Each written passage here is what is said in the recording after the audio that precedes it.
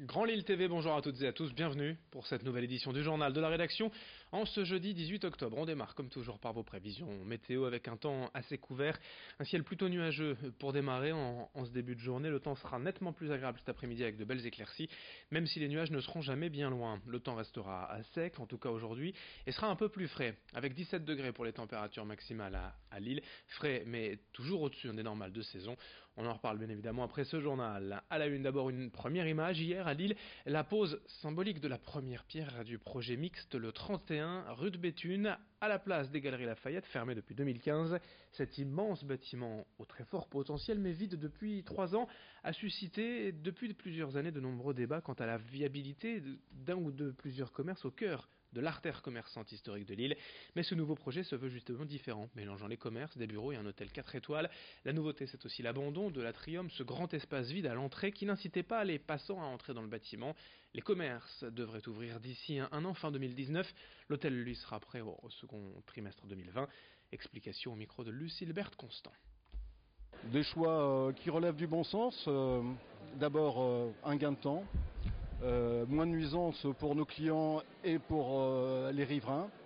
Et puis également, l'occasion de réutiliser des matériaux et d'être dans une véritable démarche de développement durable. Beaucoup de travail, beaucoup de réflexion, beaucoup d'investissement, puis de l'émotion aussi par tous les espoirs que nous pensons que ce projet porte avec lui en termes d'enseigne, d'attractivité, puis également d'emploi, parce que c'est un élément également important pour nous. En introduction de ce journal, nous évoquions la météo et les prévisions du jour, mais sachez que depuis peu dans la région, les agriculteurs ont aussi la possibilité d'être informés en temps réel des évolutions du ciel grâce à l'innovation d'une start-up lilloise.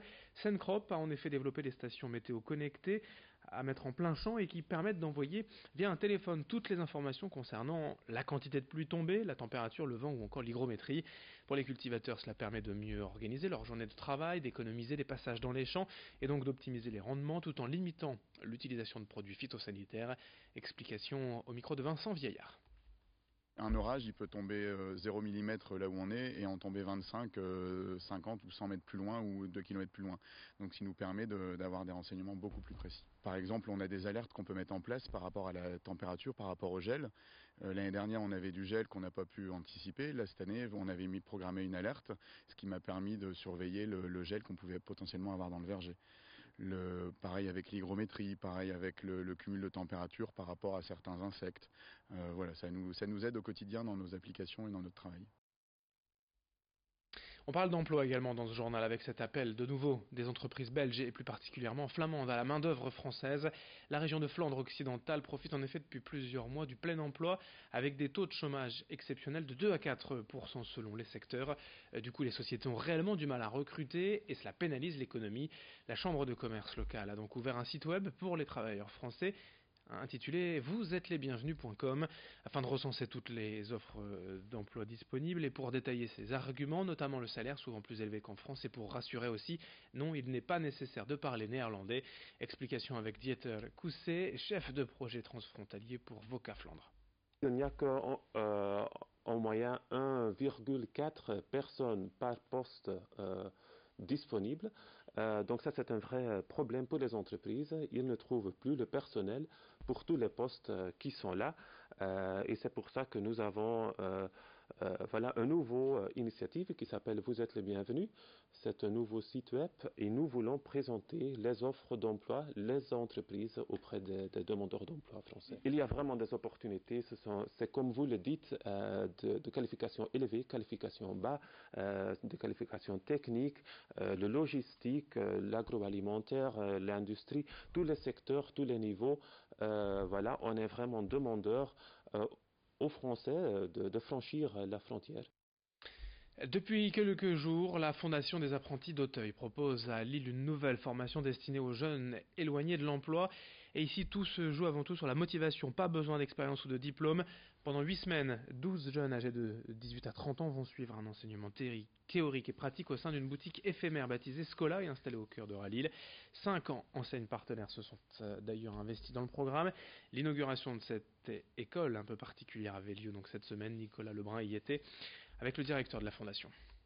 On a à l'intérieur même de la boutique toute une partie vente de produits avec des produits qui nous ont été donnés par des marques partenaires. On a 5 marques partenaires majeures. Le matin, ils sont formés dans une partie de la boutique qui est organisée en salle de classe. Et puis l'après-midi, ils sont à la vente. Voilà. Et donc on peut à la fois être formé et être à la vente en situation réelle tous les jours. Les jeunes aujourd'hui, ils ont besoin de concret, ils ont besoin de faire, bien sûr la théorie est indispensable, mais ils ont besoin rapidement de mettre en pratique ce qu'ils ont appris. Et là, vous avez un projet qui est idéal pour ça, qui permet de passer de la théorie à la pratique et de jongler en permanence. Et puis pour terminer ce journal, c'est en ce moment la semaine mondiale de l'allaitement maternel, l'occasion de vous présenter le réseau Ombrelle et son assistance téléphonique pour aider les jeunes mamans à allaiter. Il s'agit d'un regroupement de professionnels de santé, médecins ou sages-femmes, dont l'objectif est de convaincre des bienfaits du lait maternel, et ce, malgré les difficultés que peuvent rencontrer les femmes. Aujourd'hui, beaucoup abandonnent au bout de 3 ou 4 jours, souvent parce qu'elles sont mal accompagnées. Le réseau propose donc une assistance téléphonique pour les aider à trouver des solutions à leurs problèmes. Explication complémentaire au micro de Céline Huret.